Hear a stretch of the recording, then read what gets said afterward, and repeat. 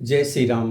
मित्रों, पार्वती जी ने ये प्रण कर लिया कि अब मैं शिव जी को प्रसन्न करने के लिए तप करूंगी, और वो तप करने के लिए कटिबद्ध हो गई। माता पिता और लोग सब दुखी हो गए थे कि ये तप कैसे करेगी। आगे की कथा क्या कहती है, चलिए सुनते हैं। उर्धरी उमा प्राणपति चरना, पाई विपिन लागी तप करना। अति सुकुमार न तनु तप योगु, पति पद सुमिरित जेऊ सब भोगु। प्राणपति शिव जी के चरणों को हृदय में धारण करके पार्वती जी वन में जाकर तप करने लगी। पार्वती जी का अत्यंत सुकुमार शरीर तप के योग्य नहीं था, तो भी पति के चरणों का स्मरण करके उन्होंने सारे भोगों को त्याग दिया। नित नव चरण उपजय अनुरागा, बिसरी देह तपहि मनु लागा। संबत सहस मूल फल खाए, सागु खाई सत बरस गवाए। स्वामी के चरणों में नित्य नया अनुराग उत्पन्न होने लगा, और तप में ऐसा मन लगा कि शरीर की सारी सुध बिसर गई। 1000 वर्ष तक उन्होंने मूल और फल खाए, फिर 100 वर्ष तक मात्र साग खा करके बिताए। कछु दिन भोजन वारी बतासा, किए कठिन कछु दिन उपवासा। बेल पाती मही परई सुखाई, 3 सहस संबत सोई खाई। कुछ दिन पार्वती ने जल और वायु का भोजन किया, फिर कुछ दिन कठोर उपवास किए। जो बेलपत्र सूख कर पृथ्वी पर गिरते थे, 3000 वर्षों तक उसको खाया। पुनि परिहरे सुखान्य उपरना, उमई नाम तब भयहु अपरिणा। देखी उमई तप खीन शरीरा, ब्रह्म गिरा भय गगन गंभीरा। फिर पत्ते जो सूखे खाते थे उसे भी खाना छोड़ दिया। तभी पार्वती का नाम अपर्णा भी पड़ा। तब से उमा का शरीर छीण देकर आकाश से गंभीर ब्रह्मवाणी हुई। भयहु मनोरथ सुफल तव, सुन गिरिराज कुमारी। परिहरु दुसह कलेश सब, अब मिली हैं त्रिपुरारी। हे पर्वत राजकुमारी, सुनो, तेरा मनोरथ सफल हुआ।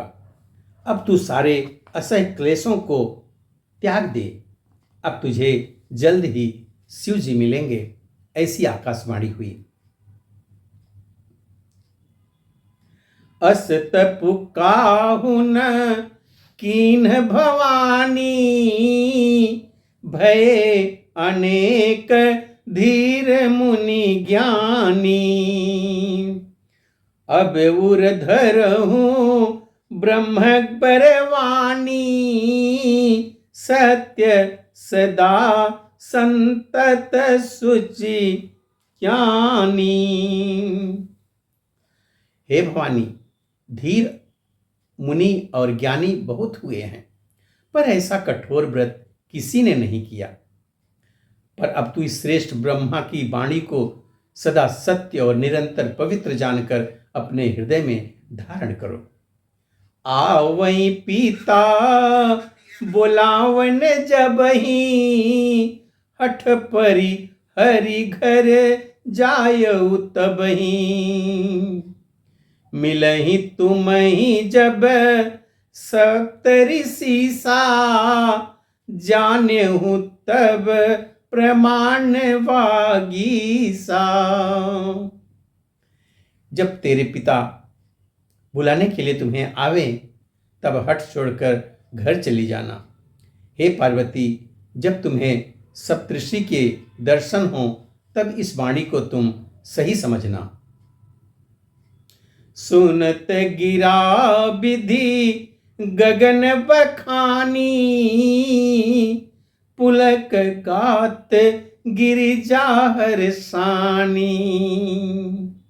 उमा चरित सुंदरमय गावा, सुनहु शंभु कर चरित सुहावा। इस प्रकार आकाश से कही हुई ब्रह्मा की वाणी को सुनते ही पार्वती जी प्रसन्न हो गई और हर्ष के मारे उनका शरीर पुलकायमान हो गया।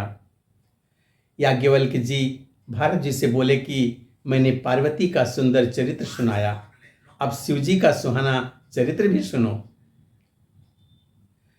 जब ते सती जाई तनु त्यागा,